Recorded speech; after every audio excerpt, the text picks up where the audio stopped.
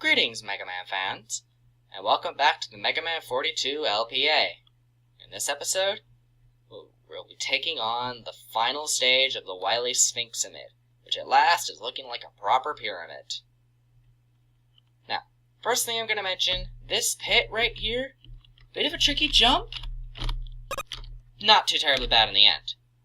In my opinion, its real purpose, besides being a minor threat, is that if you desperately need to refuel after the rematch stage, you have a pit right there, just game over. So, yeah. Otherwise, this is a fairly simple stage with only one enemy type, which you're probably only barely gonna see. These endlessly respawning, falling scarabs that will fall downwards and they'll walk forwards, jumping every so often. They're kind of annoying. Assuming you just run forwards and shoot constantly like I did there. Like, let's be honest, how many of you actually saw the scarabs in the video? Anyway, with that, short stage, simple stage, what else is there to expect? It's a stage after the rematch stage, before the Wily fight. I'm not even remotely surprised. Speaking of which, the Wily airship. If you're wondering, that sound in the background is actually the sound of the airship itself in flight. So that's not a random recording glitch. This thing is a really long fight out if you decide to take it on Buster only. Which is why I am not doing that. I have this thing's weakness in hand. I'm going to use it. How the airship behaves is it drops bombs at a consistent set interval and fires red cannon blasts at you from its side at set intervals. It's not terribly dangerous, although it somehow managed to fly while holding an entire tank inside of it. We beat the Wily airship, now we face the Wily tank. It's a very simple Wily machine sort of thing. It drives back and forth and alternates between firing blue fireballs, which will move either straight forwards or downwards, and these arcing red energy orbs.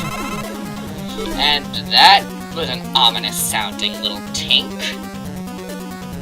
The final phase of this fight, yes, 3 phases, is the Wily UFO. And the only way to kill it is with Color Glob. It's a bit of a trick, particularly if it starts to spam this attack.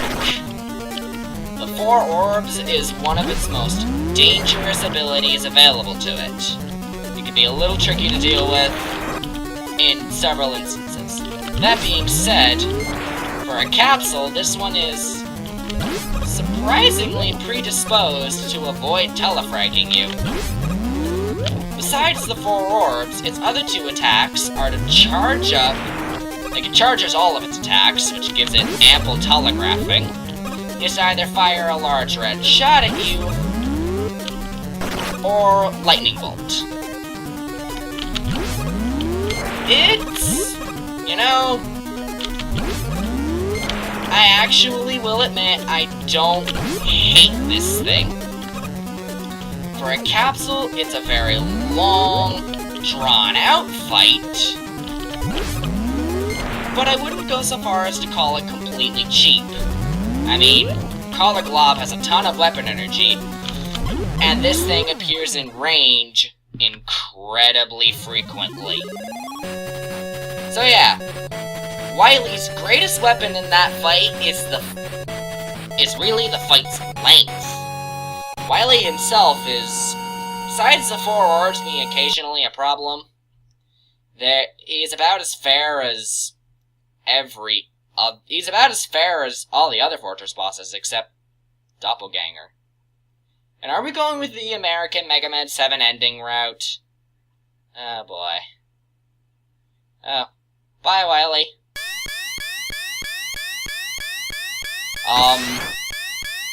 Why do I, oh dear.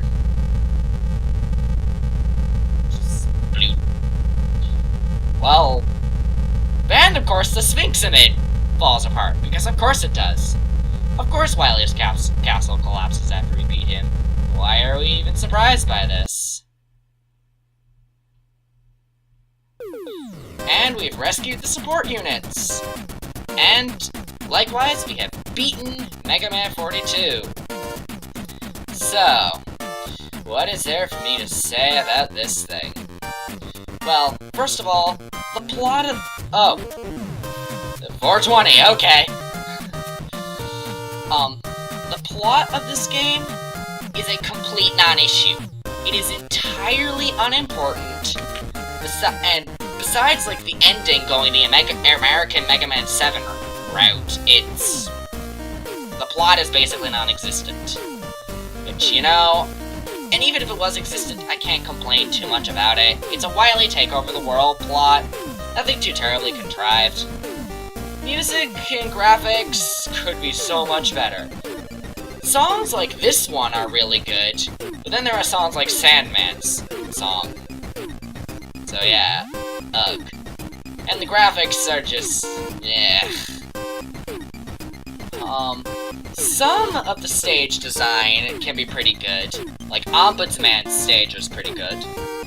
But a number of other stages have just so much dead air. Or they get cheap, like Madman with Spike City. Neither of those are good. So, that is a problem. Something that should probably be addressed. Make the stages more interesting, you know? The enemy design is pretty lacking, really. Nothing too much stands out there in a vacuum. Outside of Grenadier, which is really freaking annoying, and Ellahead is an honorable mention. And some of them are pretty neat too, though. I liked the plane printers and Ombudsman stage. And the boss design, some of them are Missile Mans and pretty much all the Fortress bosses. And then there's things like Batman and Doppelganger. Like, I do like how the Fortress improved things, though. That I can't complain about much. What is Beck doing there?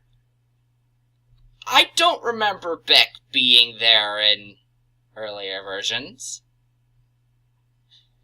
Full disclosure, that is what you get if you beat it, etc. Man.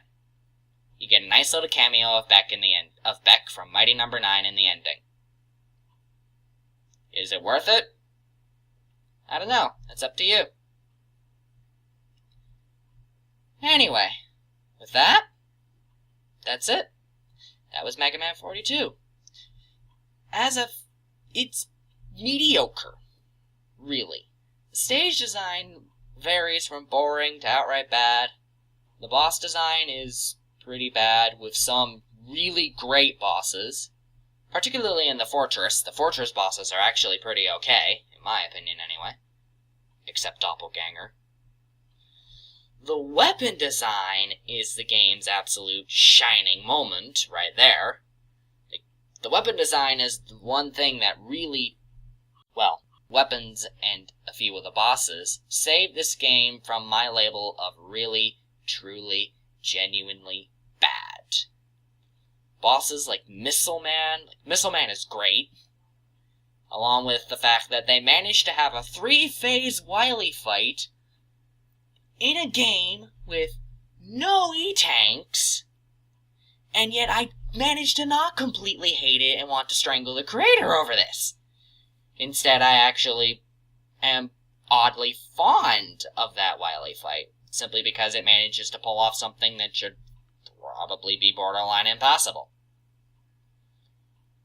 But yeah, though, bosses like Missile Man and Wily's fight, and then just the weapon design in general, save this game from what I would consider calling it bad.